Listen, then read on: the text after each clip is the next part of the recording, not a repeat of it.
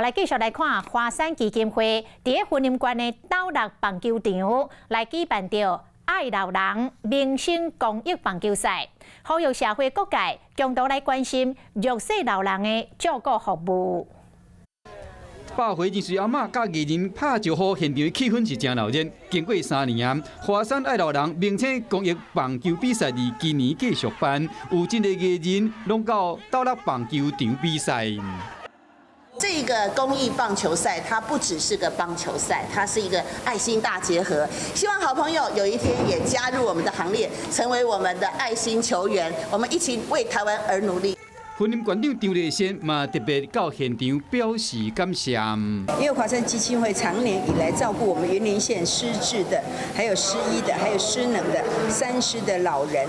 透过比赛，呼吁社会各界热爱公益的社会人士共同来关心弱势老大人，好各位时代拢当感受到过节气氛，甲来自社会温暖。 Hello， 我是郑雅芳。想要抢先掌握最及时的新闻资讯吗？赶快订阅、按赞、开启小铃铛，锁定华视新闻 YouTube 频道。